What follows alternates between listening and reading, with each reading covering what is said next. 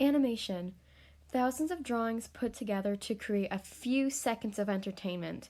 When you put it that way, it makes it sound very difficult, but what if I could tell you that it's not as hard as it sounds? For my project today, I will show you how to animate with the app flipaclip. Opening up the app, first thing you will see are your project and movies. Your projects are the things that you are working on. Let's say, like example, your projects are basically what you start. Your movies would be the things that you have finished and turned into a movie, so you could post it online somewhere or save it to your camera roll. But what you will need to focus on is the red circle with the white plus symbol on it in the corner. You will need to tap this to create a new project. If you click here, you will get to name your project. Here to change the background, although I wouldn't recommend creating a background color or image until after animating everything. And then here for how many frames per second you want. Frames per second are basically how many drawings will it take to create 1 second. I often stick with the default, which is 12.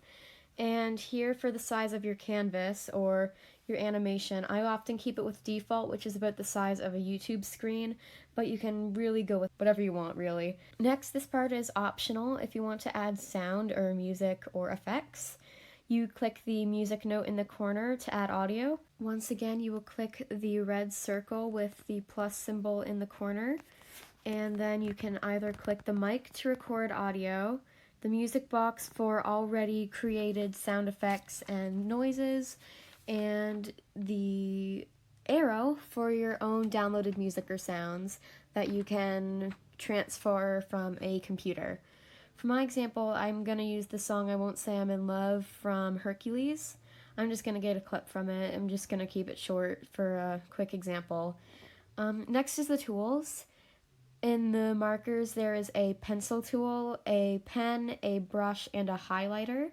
You can change the colors, the size, the opacity, and whether you want the brush blurry or not. There's also an eraser, a select tool, a bucket tool, and a tool to add text to your animation. The ruler at the top will make straight lines, perfect circles, and perfect squares. There's also a copy and paste button. If you want to copy and paste layers, you can do so, and it will make coloring look more neat when your project is finished. There's a back and forward button, little arrows next to that.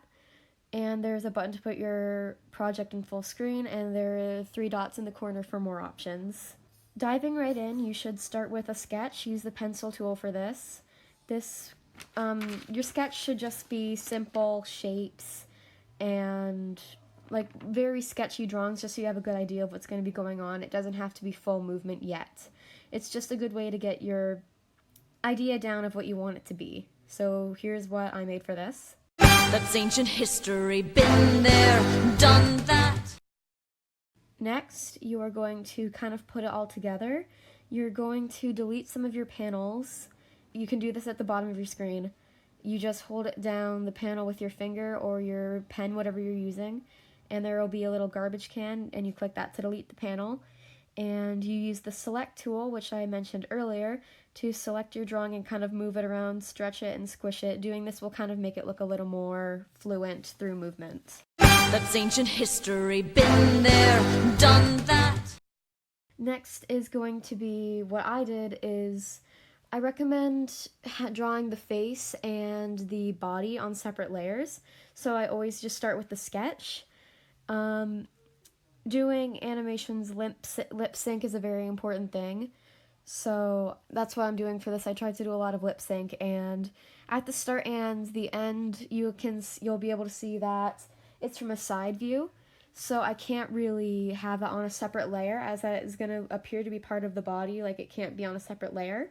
So if you're doing something like a side view, then you keep it on the same layer. And if not, like in the middle, you'll see here, I'm going to have it on a different layer. That's ancient history, been there, done that. Next is the full sketch with the face. This is where you'll see the middle part.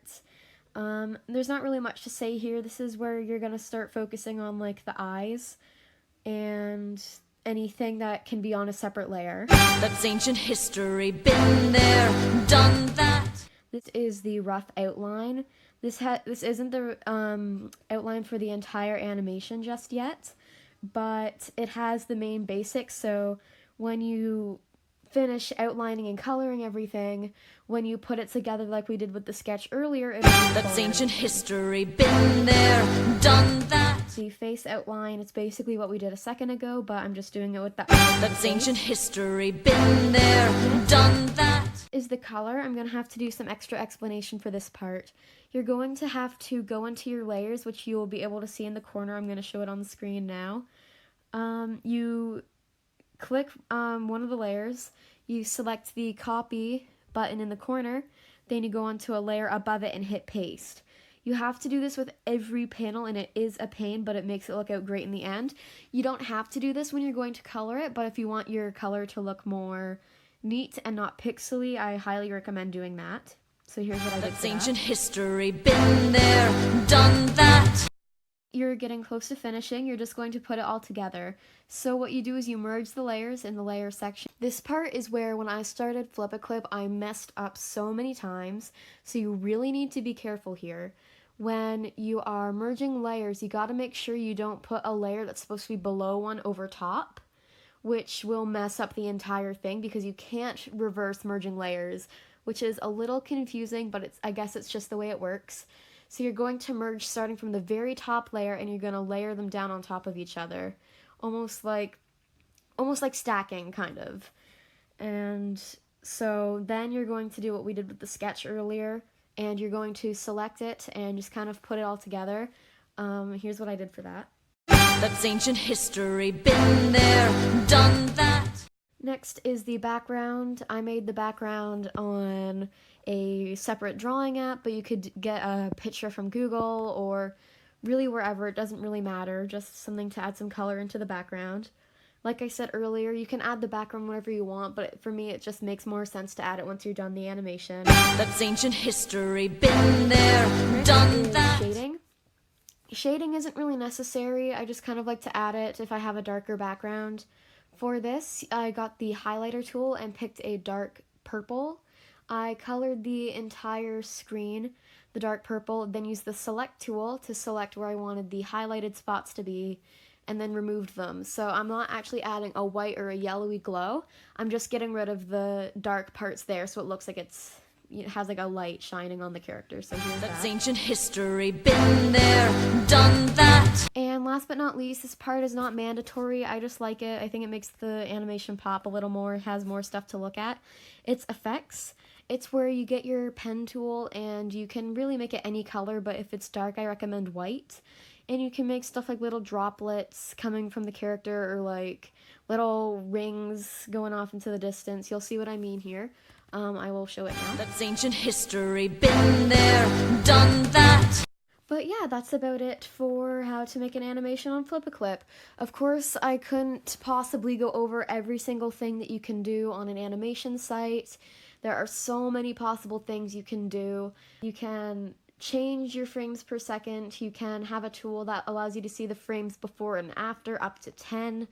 You can change the speed. You can change the volume, you can change the speed of the audio. There's so many things that you can do that I can't possibly go over all of it.